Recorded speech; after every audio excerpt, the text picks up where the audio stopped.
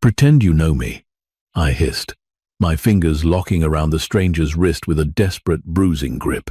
"Please, just smile and pretend we're together." The man froze, his porcelain coffee cup suspended just an inch from his lips.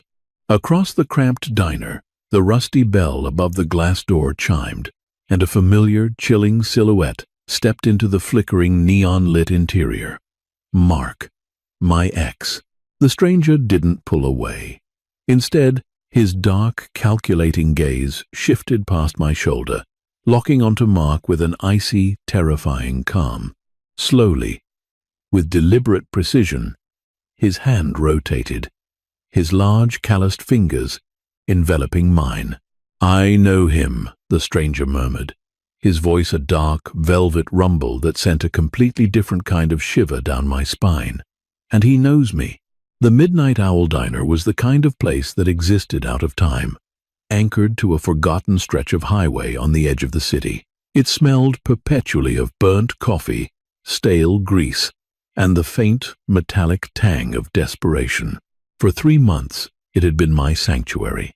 The graveyard shift from 10 at night until 6 in the morning offered a grueling kind of invisibility that I desperately craved. Nobody looked closely at the waitress refilling their cup at 3 in the morning. They looked at their regrets, their phones, or the empty road outside. My name is Zoe, and for the past 90 days, my primary objective in life had been to become a ghost. My feet throbbed against the cracked linoleum behind the counter.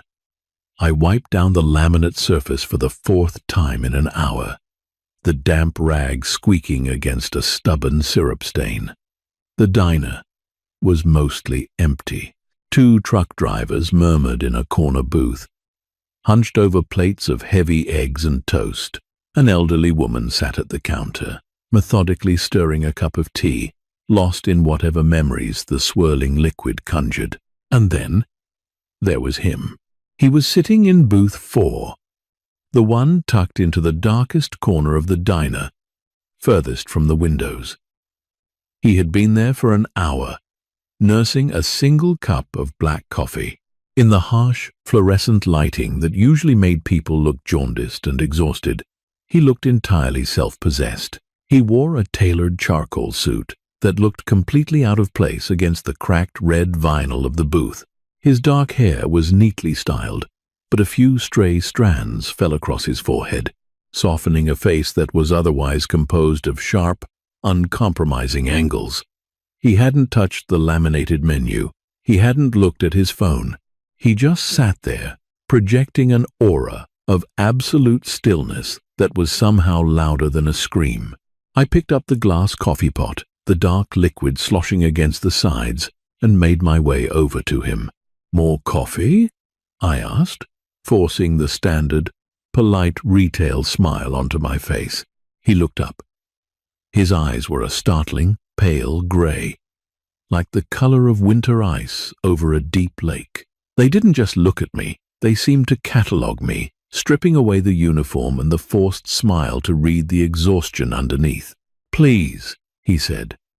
His voice was deep, resonant, and remarkably quiet. I poured the coffee, watching the steam curl upward. "Quiet night," I offered, trying to fill the silence. It was a nervous habit. Silence always felt heavy to me now. "The quiet ones usually precede the storm," he replied, his gaze dropping to the fresh, dark liquid in his cup. I gave a small, non-committal laugh, turning away to head back to the safety of the counter. And that was when the bell above the front door chimed. It was a sharp, cheerful sound that violently contrasted with the sudden, absolute terror that spiked through my veins. I knew the silhouette instantly, even through the foggy glass, backlit by the sputtering yellow street lamp outside.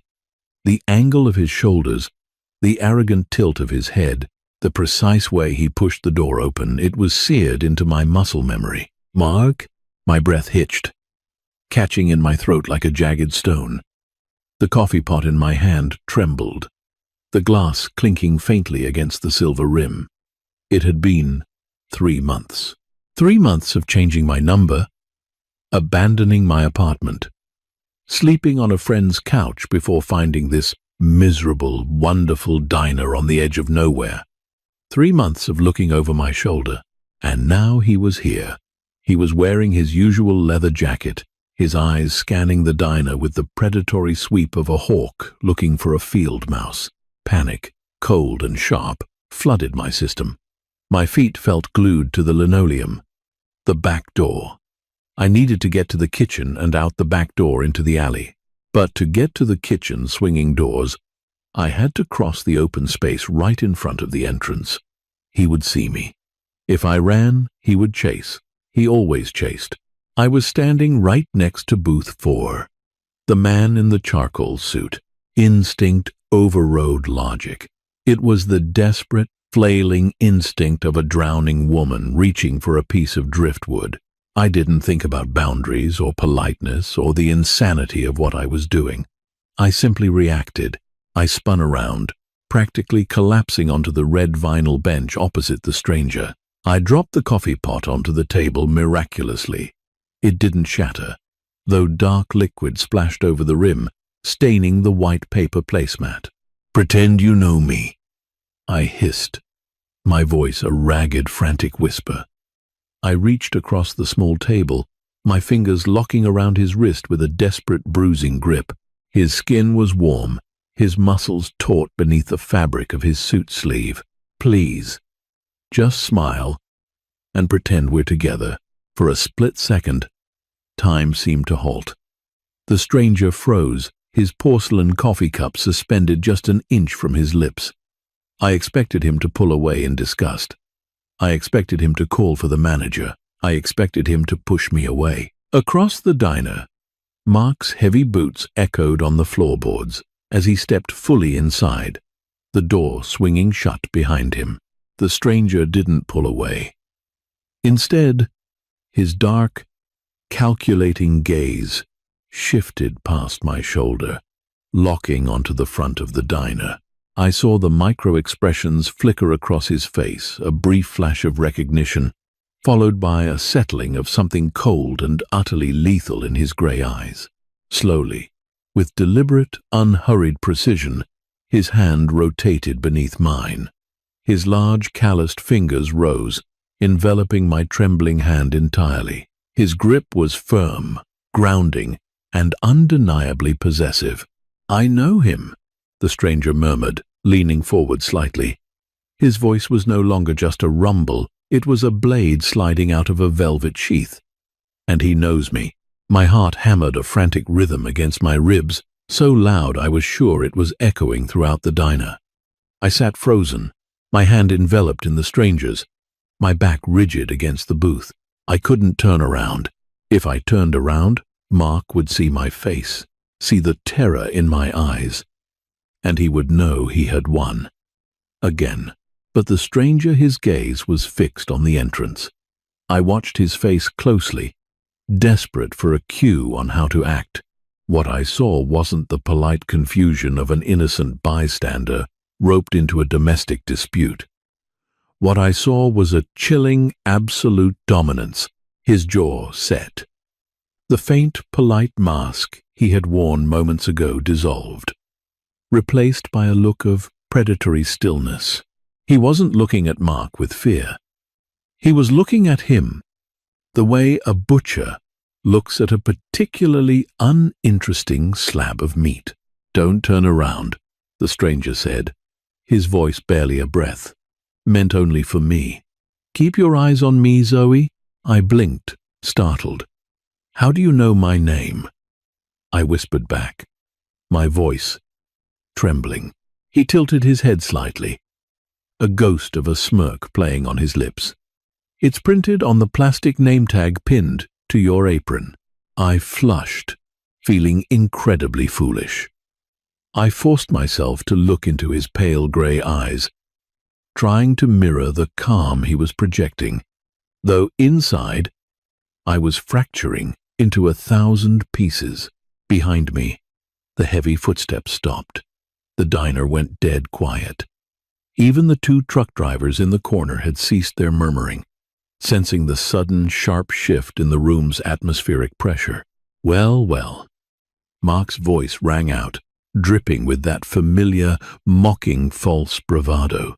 It was the voice he used when he was trying to assert control, the voice that usually preceded a thrown plate or a shattered mirror. If it isn't, Mark's voice faltered. It didn't just trail off, it snapped shut, like a book slammed closed mid-sentence. I saw the stranger's eyes narrow slightly. His thumb began to stroke the back of my hand, a gesture that should have been comforting, but felt terrifyingly calculated. "If it isn't who, Mark?" the stranger asked. He didn't raise his voice. He didn't have to. The quiet authority in his tone commanded the entire room. I heard a sharp intake of breath from behind me, a shuffling of feet. I apologize," Mark stammered. The arrogant swagger was entirely gone from his voice. It was replaced by a thin, reedy tone of genuine, unadulterated panic. I had known Mark for 2 years. I had seen him angry, violent, manipulative, and charming. I had never, not once, heard him sound terrified. I thought, I saw someone else. My mistake. "It seems you make a lot of mistakes lately, Mark," the stranger replied evenly. He finally took a sip of his coffee, his eyes never leaving the space behind me. "I suggest you leave before you make another one you can't walk away from." "Yes? Right? Sorry." The frantic scuffling of boots retreating, the harsh squeak of the diner door being pulled open with too much force, the chime of the bell ringing wildly, the door slamming shut. Silence rushed back into the diner, thick and suffocating. I let out a breath. I felt like I had been holding for 3 months. My shoulders slumped, and I slumped forward, resting my forehead against my free hand. A wave of nausea washed over me, a byproduct of the massive adrenaline spike crashing through my system. "He's gone," the stranger said quietly. He slowly released my hand. I immediately felt the absence of his warmth. I pulled my hand back, tucking it into my lap, suddenly hyper-aware of how deeply I had intruded into his space. "I'm sorry," I gasped, looking up at him. My vision was slightly blurred with unshed tears of relief and lingering fear. "I am so sorry. I didn't know what else to do. He's a bad person. I was hiding from him." The stranger reached into the inner pocket of his charcoal suit and withdrew a sleek, matte black leather wallet. He extracted a crisp $100 bill and laid it carefully on the table next to the spilled coffee. "You have nothing to apologize for, Zoe," he said, his tone unreadable. He slid out of the booth, his movements fluid and precise. Standing up, he towered over the table, imposing and shadowed. "But I would advise you to find a new place to work. This diner is no longer safe for you." "What?" I looked up at him, bewildered. "But he left. You scared him off. Who are you?" He looked down at me, and for a fleeting moment, I thought I saw a flicker of something akin to pity in those cold gray eyes. "My name is Jackson," he said simply. He buttoned his suit jacket with one hand. "And I didn't scare him, Zoe. I terrified him. Because Mark knows exactly what happens to people who interrupt my coffee." Without another word, he turned and walked toward the exit. He moved with a silent, deadly grace, the heavy door opening and closing with barely a sound. I sat alone in the booth, staring at the $100 bill and the spilled coffee. The lingering scent of his cologne, expensive cedarwood, and something sharp, like ozone before a thunderstorm hung in the air, a phantom presence that felt infinitely more dangerous than the ex-boyfriend I had been running from. I didn't quit the diner. It was easy for a man in a tailored suit dropping $100 bills to tell me to find a new job. It was much harder for a girl with $72 in her checking account and rent due on a dingy sublet to actually do it. I told myself Jackson was just trying to be dramatic. Mark was a bully, a low-level hustler who ran illegal poker games and sold stolen electronics out of the trunk of his car. He was vicious to people smaller than him, but he was a coward at heart. Whoever Jackson was, maybe a high-priced lawyer or a detective, he had intimidated Mark. That was a good thing, right? But as the days bled into a week, the atmosphere around me began to curdle. The air grew thick with a creeping, invisible paranoia that felt like cobwebs brushing against my skin in the dark. It started subtly. 3 nights after the incident, I was walking home from my shift. It was 6:30 a.m., the sky a bruised purple, the city just beginning to stir. I took my usual route through the garment district, a maze of narrow streets lined with locked warehouses and overflowing dumpsters. I heard the sound of an engine idling. A dark, unmarked sedan was parked at the mouth of an alley. As I walked past, the passenger side window glided down.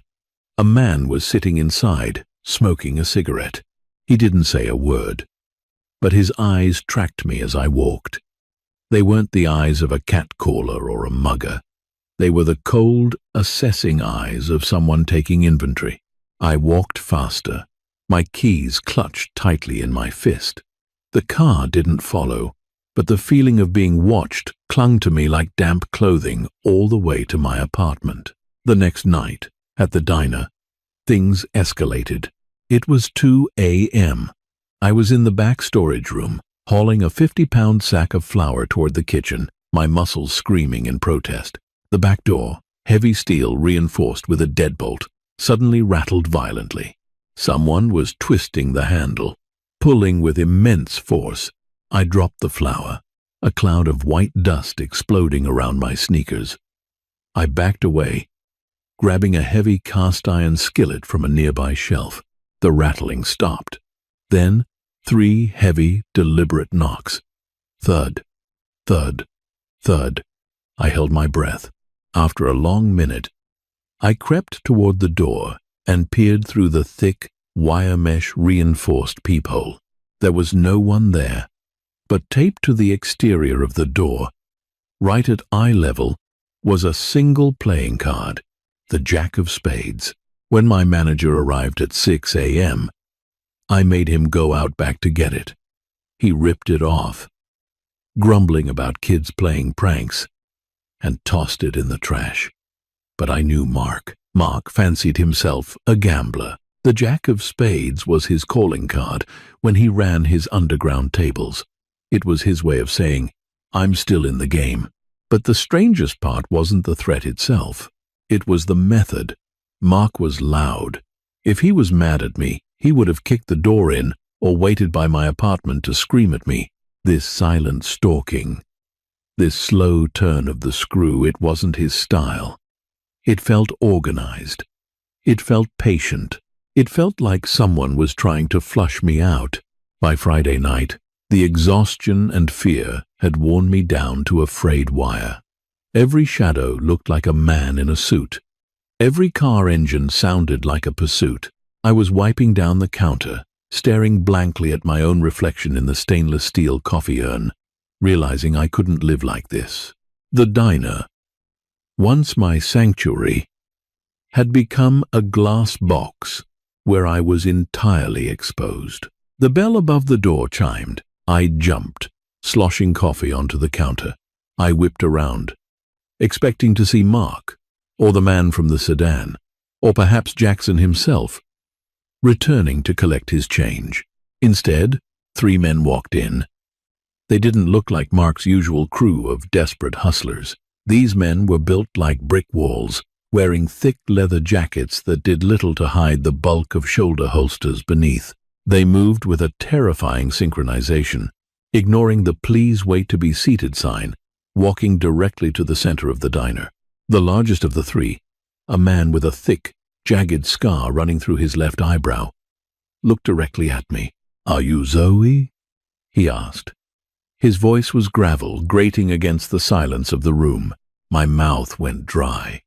The 2 truck drivers in the corner suddenly stood up, threw a few crumpled bills on their table, and practically sprinted for the door. They recognized predators when they saw them. "I'm working," I managed to say. taking a step back toward the kitchen doors. The scarred man smiled. It was a terrible, lifeless expression. "We're not here for the pie, sweetheart. We're looking for Mark. He seems to have misplaced something very valuable. And since you're his new insurance policy, we figured you might know where he is." "Insurance policy?" I echoed, my mind racing, stumbling over the words. "I don't know what you're talking about. I haven't seen Mark in months." "We broke up." The man took a slow step forward. "Don't play stupid. We know what happened here Tuesday night. We know who you're sitting with. If you're under Jackson's umbrella, Mark must have given you the ledger. Hand it over, and we walk out of here. Keep playing dumb, and this diner burns to the ground with you inside it." My brain short-circuited. Ledger? Jackson's umbrella? Before I could form a response, before the man could take another step, the glass front door of the diner exploded inward. It wasn't a gunshot. It was a massive, blunt force impact that shattered the tempered glass into thousands of glittering, deadly diamonds. The three men spun around, reaching beneath their leather jackets. Through the rain of falling glass stepped Jackson. He wasn't wearing a suit tonight. He wore a dark Henley shirt that clung to the muscular lines of his chest, and heavy, dark jeans. In his right hand, he held a sleek, silenced pistol. His face was entirely devoid of emotion, a mask of cold, predatory focus. The scene unfolded with a terrifying, fluid violence that felt simultaneously agonizingly slow and brutally fast. The scarred man drew his weapon, opening his mouth to yell an order. Jackson didn't hesitate.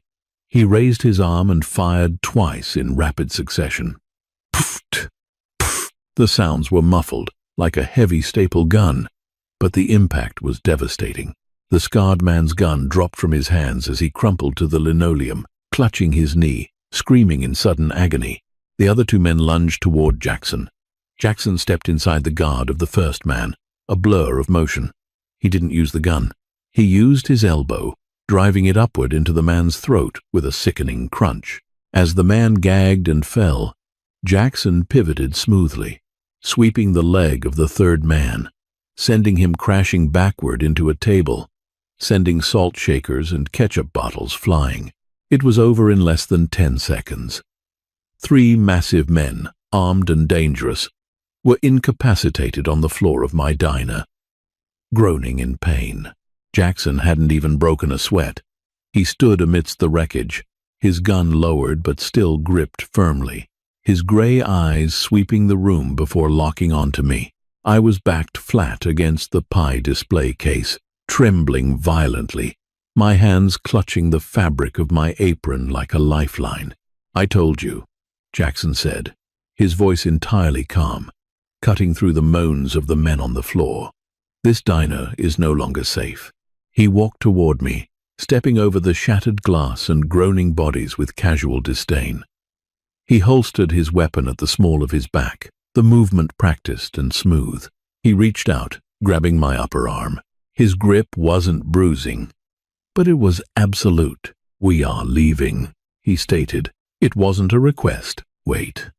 I can't just my shift the police," I babbled, the adrenaline making my thoughts spiral out of control. Jackson stopped, turning his head slightly to look at me. The intensity in his eyes forced me into silence. "If the police arrive, you will be answering questions about why the Moretti crime family sent 3 enforcers to execute a waitress. Are you prepared to answer those questions, Zoe? Moretti crime family." The words tasted absurd in my mouth, like I was suddenly reciting lines from a movie I hadn't auditioned for. "Walk," Jackson commanded, pulling me toward the shattered entrance. I stumbled over the threshold, my sneakers crunching on the broken glass. Outside, a sleek, black-armored SUV was idling at the curb. The rear door was already open. Jackson practically tossed me inside, climbing in right behind me and slamming the heavy door shut. The interior smelled of rich leather and the same sharp ozone scent that clung to him. The driver, a broad-shouldered man wearing sunglasses despite the dark night, put the car in gear. We accelerated away from the diner with enough force to press me back against the plush leather seat. I sat huddled in the corner, staring at Jackson. He was staring out the tinted window, watching the city blur past, his profile sharp against the passing streetlights. "What is happening?" I finally managed to whisper, my voice cracking. "Who are you? What did they mean about an umbrella? And a ledger?" Jackson turned his head slowly. He looked at me for a long time, evaluating me, weighing my ignorance against whatever truth he held. "You," he said softly, the danger in his voice wrapped in velvet, made a very impulsive decision on Tuesday night. "By grabbing my hand, you signaled to Mark that you were under my protection, and in doing so, you inadvertently declared war on half the criminal syndicate in this city." My breath caught. "I don't understand. Mark owes a substantial amount of money to very dangerous people," Jackson explained, his tone clinical. "He stole something from me to pay them off. When he saw you holding my hand, he assumed you had betrayed him to me. He assumed I was using you to get to him. He panicked, and he ran to his other creditors, telling them you had the item he stole." The reality of the situation crashed over me like a freezing wave. My desperate, tiny act of survival in the diner had been misinterpreted as a massive move on a chessboard I didn't even know existed. "But I don't have anything," I cried, panic rising in my throat. "I don't know anything about a ledger. I just wanted him to leave me alone." "I know that," Jackson said quietly, "but they don't. And right now, to them, you are the most valuable asset in the city, which means Zoe. Until we find Mark and retrieve what he stole." He leaned closer, the shadows in the car masking his features, leaving only the gleam of his pale eyes. "You belong to me." The SUV glided into the subterranean parking garage of a gleaming glass skyscraper downtown. We bypassed the standard elevators, Jackson scanning a heavily encrypted keycard to access a private lift that shot upward with stomach-dropping speed. The digital counter stopped at the 50th floor, penthouse. When the doors chimed and slid open, I stepped out into a world that felt entirely alien. The apartment was massive, a study in minimalist luxury. Floor-to-ceiling windows offered a panoramic, dizzying view of the city skyline, a sea of glittering lights stretching into the darkness. The floors were polished dark wood, the furniture sleek, sharp angles of chrome, black leather, and gray suede. It was impeccably clean, brutally expensive, and utterly devoid of anything resembling warmth or personal touch. It didn't look like a home. It looked like a high-altitude observation deck for a predator. "Make yourself comfortable," Jackson said, shrugging off his Henley to reveal a stark white undershirt that highlighted the heavy bands of muscle across his shoulders. He threw the shirt onto a leather armchair and walked toward a massive marble kitchen island. "There are clothes in the guest bedroom down the hall to the left. Bathroom is attached. You should wash the glass out of your hair." I reached up, touching my head, wincing as my fingers brushed against tiny shards of grit. I felt numb. The terror of the diner had faded into a deep, vibrating shock. I was standing in the penthouse of a mafia boss, having just been rescued or kidnapped. The line was blurring from 3 armed hitmen. I moved mechanically. I found the guest bedroom.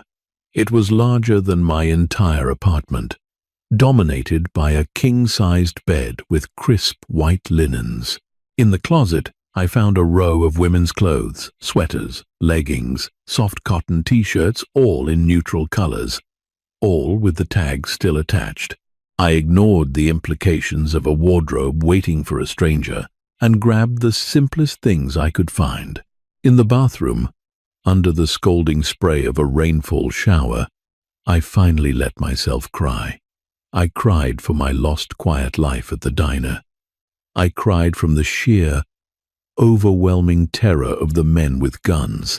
And I cried because I knew, deep down, that my life was never going to be normal again.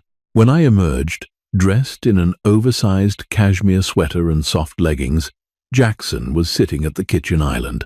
He had a glass of amber liquid in his hand and a sleek laptop open in front of him. He looked up as I entered. "Better?" he asked. I walked over, pulling out a heavy chrome stool and sitting as far away from him as the island permitted. "I'm a hostage in a penthouse," I said, my voice hoarse. "I wouldn't say better is the right word." Jackson took a slow sip of his drink. "You're not a hostage, Zoe. You are under my protection. Protection from the people who are trying to kill me because they think I'm working for you." I shot back, a flash of anger cutting through my fear. "You realize this is entirely your fault, right? If you hadn't played along in the diner." "If I hadn't played along in the diner," Jackson interrupted, his voice dropping an octave, "Mark would have dragged you out the back door by your hair. I saw the way he looked at you. I saw the terror in your eyes. I intervened to save your life. The consequences are unfortunate, but they are preferable to the alternative." I fell silent, staring down at the marble countertop. He was right. I knew what Mark was capable of. I had the faded bruises to prove it. "Who are you, really?" I asked softly, looking up at him. "You said Mark stole from you. What are you? Some kind of gangster?" Jackson closed the laptop with a soft snap. He turned his chair slightly to face me fully. Under the soft pendant lighting of the kitchen, he looked less like an executioner and more like a weary king. "My family controls certain logistical networks in this city," Jackson said, choosing his words with deliberate care. "Shipping, imports, localized distribution. We operate in the gray areas of commerce. 3 months ago, Mark managed to intercept a very specific digital ledger. It contains routing numbers, offshore accounts, and the identities of several key partners. It is worth roughly $3 million to my competitors. More importantly, it threatens the stability of my organization, and Mark thought he could just sell it back to you?" "Mark is a rat," Jackson said, the disdain in his voice palpable. He panicked. He hid it, tried to broker a deal with the Moretti family, the men who visited your diner tonight, to buy his way into their ranks using my property. But Mark is incompetent. He lost his nerve, went into hiding. Until Tuesday night. He leaned forward, resting his forearms on the marble. "When he saw you with me, he thought you were the leak. He thought you led me to him. Now the Morettis believe you know where the ledger is. They want it. I want it back. And until I have it, they will not stop hunting you to get it." I absorbed the impossible weight of his words. $3 million. Crime families. Digital ledgers. It was a language I didn't speak. A world I didn't want any part of. "So what do we do?" I asked, my voice barely a whisper. "Do I just live in this tower forever?" Jackson's eyes softened. Just a fraction. It was a fleeting glimpse of humanity beneath the armor. "No," he said quietly. "I am going to find Mark. I am going to retrieve what is mine. And then I am going to make sure the Moretti family understands that you are off limits. Permanently." "And how are you going to do that?" Jackson picked up his glass, finishing the amber liquid in one smooth motion. When he looked back at me, the softness was entirely gone, replaced by the cold, metallic stare of a man who dealt in violence. "I'm going to do what I do best, Zoe," he said softly. "I'm going to start a fire." The next 48 hours were a masterclass in psychological torture. The physical threat was kept at bay by reinforced steel doors, security cameras, and the constant, silent presence of Jackson's men in the hallways below. But the mental toll of being trapped in the gilded cage was profound. I paced the length of the penthouse until my feet ached. I watched the news, hoping for some mention of the diner, but there was nothing. No reports of broken glass or injured men. It was as if the violence had been swallowed whole by the city, erased from existence by people with enough money and power to make truth entirely subjective. Jackson was a ghost in his own home. He left early in the mornings, returning late at night. When he was there, he was tethered to his phone, speaking in low, rapid Italian or clipped English, negotiating, threatening, directing an invisible army. We existed in a state of high-tension orbit. We shared the space, but we didn't touch.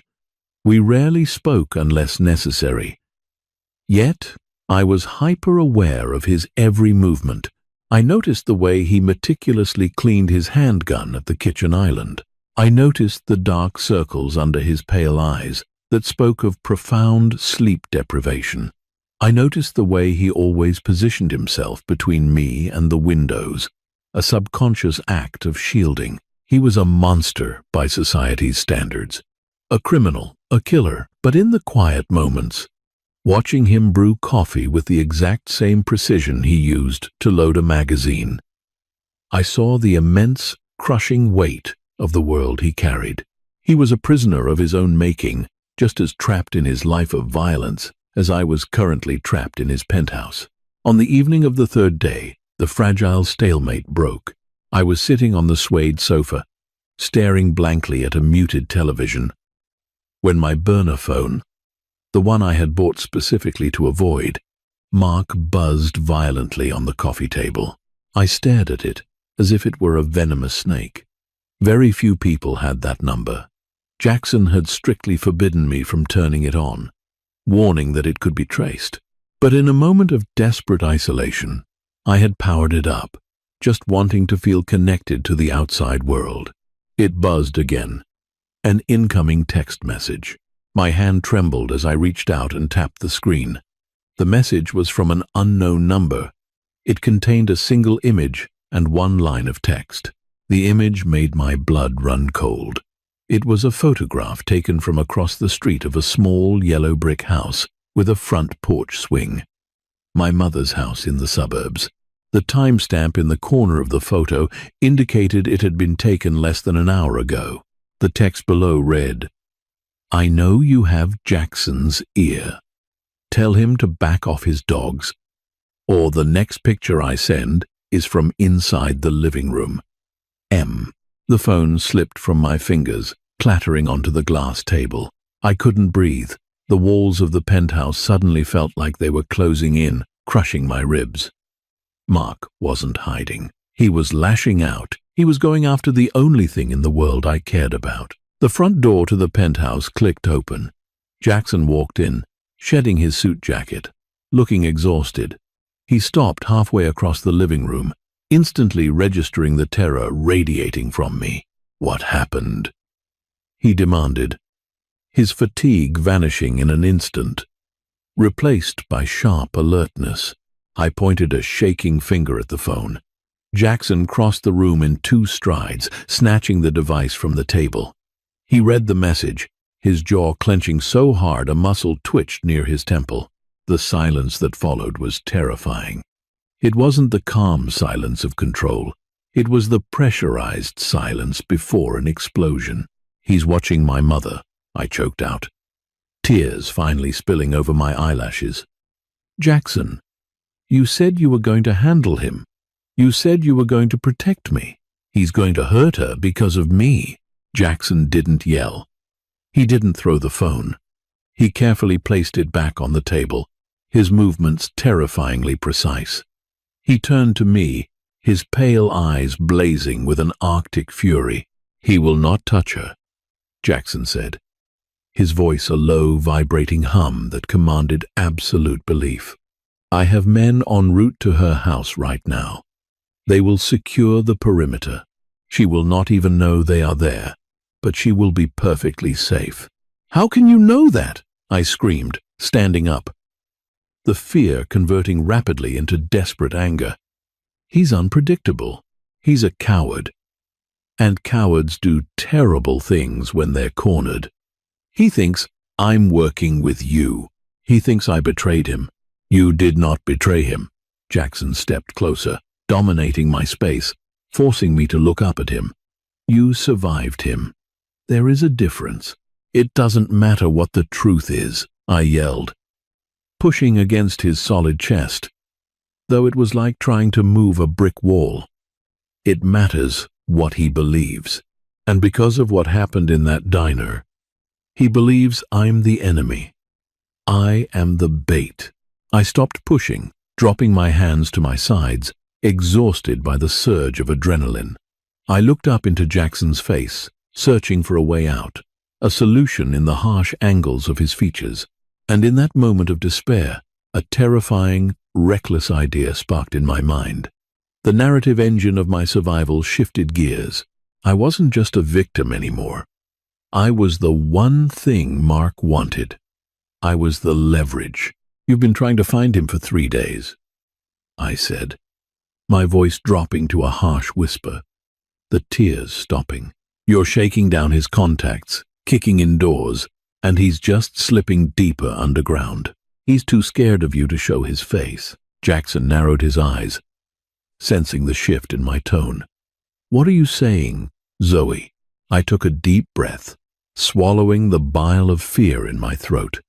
I looked directly into the eyes of a Mafia boss and made a deal with the devil. I'm saying, I stated firmly, that he won't come out for you, but he will come out for me. Jackson's reaction was immediate and absolute. No, absolutely not. He turned away from me, pacing toward the floor-to-ceiling windows, staring out at the city as if the answer to his problems was written in the neon lights below. You are a civilian. You are not a piece of bait on a hook. I am already the bait, I argued, following him across the room. He threatened my mother, Jackson. I can't just sit in this glass tower and wait for him to make a mistake. If we don't end this now, on our terms, he will hurt someone I love. I won't allow that. Jackson spun around, his presence overwhelming. You have no idea what you are suggesting. You don't know the parameters of an extraction. You don't know how to handle yourself in a crossfire. If Mark gets his hands on you, he won't hesitate to use you as a human shield against me. I will not put you in the line of fire. You already did, I reminded him quietly. The words hung in the air, heavy with truth. When you grabbed my hand in the diner, you used me to intimidate him. Now, let me use myself to trap him. Jackson stared at me, his jaw locked. I could see the conflict raging behind his icy eyes. The ruthless tactician warring with a strange protective code he seemed to harbor for me. What's the play? He finally asked, his voice tight. I exhaled, my hands trembling as I outlined the desperate plan forming in my head. He wants you to back off. He thinks I have influence over you. I text him back. I tell him I'm terrified, that you're holding me hostage, that I want out. I tell him I know where you keep your most sensitive files, the physical backups, and that I can steal them if he helps me escape the city. He won't believe you have access to my physical assets, Jackson countered. He's arrogant, Jackson. He underestimates women. He always has. He'll believe that a terrified waitress managed to snoop around her captor's apartment. He'll see it as his ultimate payday. He gets the leverage against you, and he gets his revenge on me. And where does this exchange happen? Somewhere public. Somewhere he feels he has an escape route, but where you have total control. Jackson remained silent for a long, agonizing minute. He walked to the kitchen island, leaning heavily against the marble, his head bowed. When he finally looked up, his expression was unreadable, a mask forged from cold iron. Pier 42, he said softly. It's an abandoned shipping terminal on the East River. It's an open space, plenty of sightlines. He'll like it because he can see anyone approaching. I like it because I own the Port Authority. I can place my men in every elevated position without him ever knowing.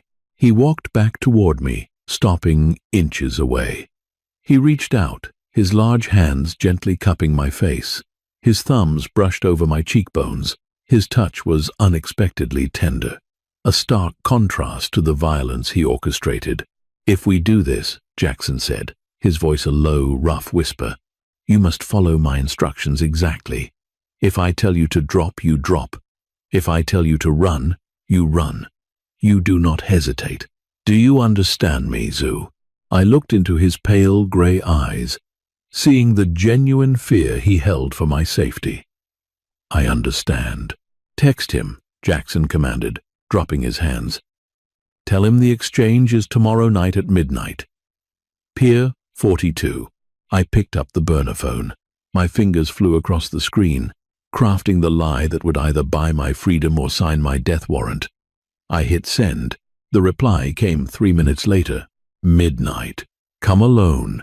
If I see even a shadow of Jackson's men, I send the boys to your mother's house. Don't play me, Zoe." I showed the screen to Jackson. He read it, his eyes narrowing to slits. "He won't see my men," Jackson promised, his voice dripping with lethal intent. "And he will never see me coming." The air at Pier 42 tasted of salt, decaying kelp, and industrial rust. The midnight fog had rolled in off the river, thick and heavy, swallowing the city skyline behind us and turning the massive, rusted shipping containers into looming, geometric ghosts. The only light came from the sickly yellow halo of a single, flickering halogen lamp mounted on a dilapidated warehouse. I stood directly beneath it, shivering violently beneath a heavy wool coat Jackson had provided. The cold was biting, but the trembling was pure, unadulterated adrenaline. I clutched a thick manila folder to my chest, a prop filled with blank printer paper, designated as the files.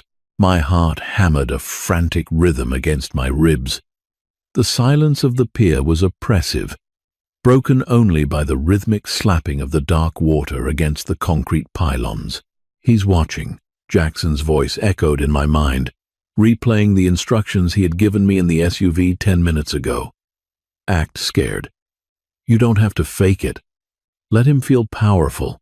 Draw him into the light." I didn't have to fake it. I was terrified. Even knowing that Jackson and heavily armed men were hidden somewhere in the impenetrable darkness above and around me, I felt entirely exposed. A shadow detached itself from the gloom between two towering stacks of shipping containers. I gasped, taking a step backward. Mark stepped into the pool of yellow light. He looked terrible. The swagger was gone, replaced by a twitchy, feral paranoia. He hadn't shaved in days. His eyes were bloodshot, and his leather jacket looked slept in. He held his right hand tucked inside his jacket, gripping something concealed. "You actually came," Mark sneered, his voice echoing wetly in the fog. He didn't look at me.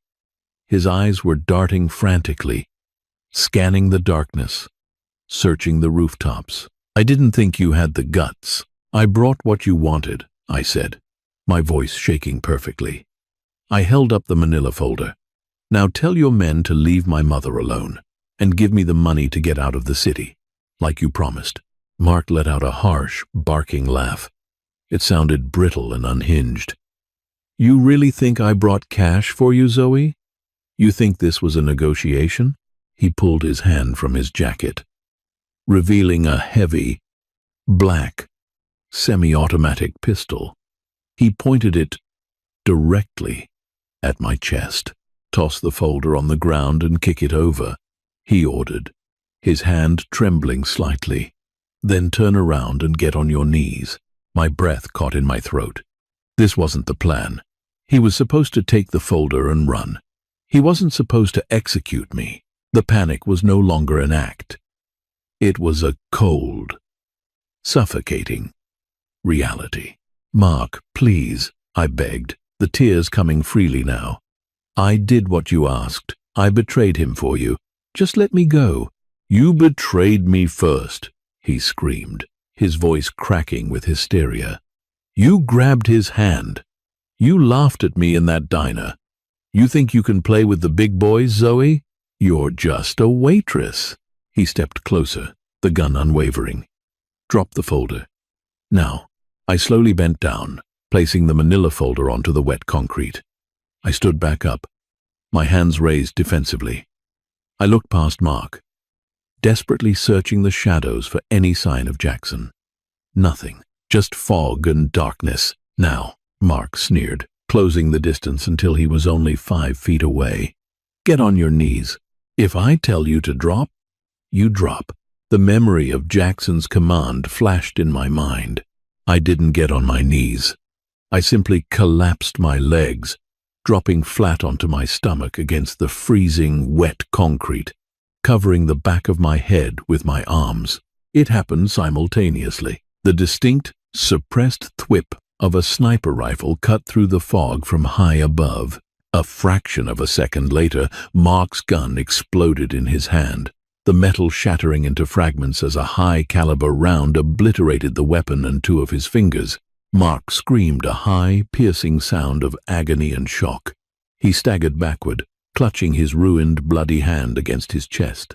Before he could process what had happened, a shadow detached itself from the top of the nearest shipping container.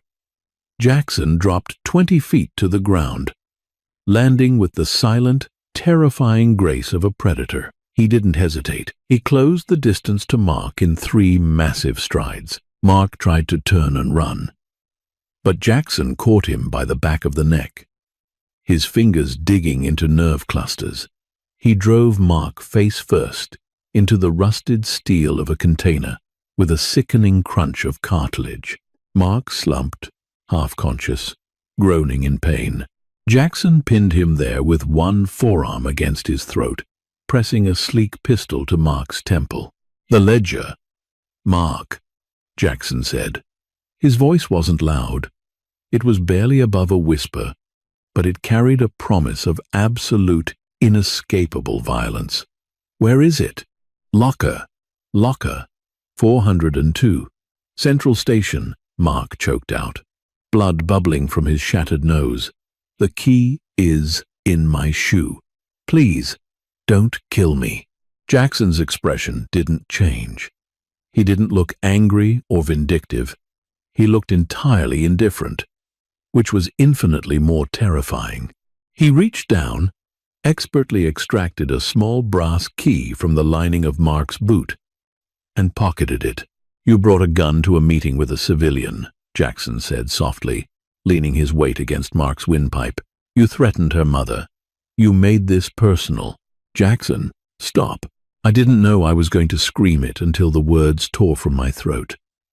I pushed myself up off the concrete, my knees bruised, my hands scraped.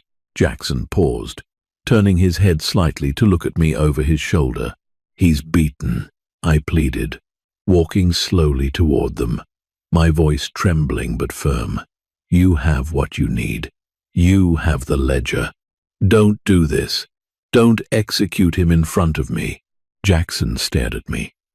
For a long, silent moment, the only sound was Mark's ragged, wet breathing and the slop of the river. I saw the conflict in Jackson's eyes. In his world, a betrayal like Mark's demanded blood. Letting him live was a weakness. But as he looked at me, shivering in the fog, covered in dirt and terror, something shifted in his expression. The ice cracked. Jackson slowly pulled his forearm away from Mark's throat. He holstered his weapon. Mark collapsed onto the concrete, sobbing in pain and relief, clutching his mangled hand. Jackson didn't look at him again. He turned and walked toward me. He took off his own suit jacket, wrapping it around my shoulders over the coat, pulling me against his chest. He was warm, solid, and smelled of ozone and gunpowder. "It's over," Jackson whispered into my hair. "You're safe." From the shadows, 6 men emerged, moving silently. 2 of them hauled Mark roughly to his feet, zip-tying his uninjured hand behind his back, dragging him away into the fog. The nightmare was finally ending. The morning sun broke over the city skyline, painting the clouds in bruised hues of purple and gold. I stood on the balcony of Jackson's penthouse, a mug of black coffee warming my hands, watching the city awaken below. The events of the night before felt like a fever dream, sharp and fragmented. The ledger had been recovered. Mark was gone, handed over to associates who would ensure he never returned to the city. His debts paid in a currency Jackson had shielded me from knowing. My mother was safe. I was free. I heard the slide of the glass balcony door. Jackson stepped out into the crisp morning air. He was wearing dark slacks and a white dress shirt, the sleeves rolled up, revealing the heavy ink of tattoos snaking up his forearms. He looked exhausted, the shadows under his eyes deeper than ever, but the intense, coiled tension that had defined him for the past week had loosened slightly. He walked over and stood beside me, leaning his forearms on the glass railing, looking out at the horizon. "My men will drive you to your mother's house in an hour," he said quietly. "Your apartment lease has been paid for the next year. I've set up an account in your name. It holds enough to keep you comfortable while you figure out what you want to do next." I looked at him, startled. "Jackson, I can't take your money. I didn't do this for a payout." "It's not a payout, Zoe," he replied, finally turning his head to meet my gaze. "It's an apology. I pulled you into a world you never should have seen. I endangered your life. It's the least I can do." I looked down at the coffee in my mug. The truth was, I had pulled myself into his world the moment I grabbed his hand in that diner. It had been an act of desperation, a collision of two vastly different universes. We had forged a bizarre, terrifying partnership out of necessity, bound by a shared enemy, but the enemy was gone, and the necessity had evaporated. "What happens to you now?" I asked. Softly, a shadow passed over his pale eyes. "I go back to work. The ledger is secure, but the Moretti family will test my borders. The war doesn't end. It just changes fronts." I nodded slowly, a profound sadness settling in my chest. In another life, under different circumstances, perhaps there could have been something between us. I felt an undeniable pull toward him, a strange comfort in his dark, protective gravity. But I wasn't built for his world. I couldn't survive in a life where violence was a currency and paranoia was a requirement. I wanted quiet diners, boring mornings, and safety. He belonged to the shadows. I belonged to the light. "Thank you," I said, my voice thick with emotion, "for saving me twice." Jackson reached out, his calloused fingers gently tucking a stray lock of hair behind my ear. His touch was lingering, a silent acknowledgement of the unspoken connection humming between us. "You saved yourself, Zoe," he murmured, his gaze dropping to my lips for a fraction of a second before returning to my eyes. "You are far stronger than you realize. Never forget that." He stepped back, breaking the contact. The physical distance between us immediately felt like a chasm. "Goodbye, Zoe," he said. He turned and walked back inside the penthouse, the glass door sliding shut with a quiet, final click. I stood on the balcony, watching the sun rise higher, illuminating the vast, indifferent city. I was entirely alone. But for the first time in months, I wasn't afraid. The waitress had grabbed a stranger's hand to survive, and in doing so, she had found the strength to finally let go. Zoe's journey from a terrified waitress hiding from her past to a woman who outmaneuvered a mobster highlights a profound moral truth. Our most desperate, impulsive choices often force us to confront the exact fears we are running from. By stepping into the crossfire, Zoe didn't just survive. She reclaimed her agency, proving that true power doesn't come from a gun or a syndicate, but from the courage to face the dark and refuse to break. If you enjoyed this intense, slow-burn thriller of survival and hidden worlds, please leave a like, share this story with your friends, and subscribe to our channel for more cinematic, real-life feeling dramatic tales.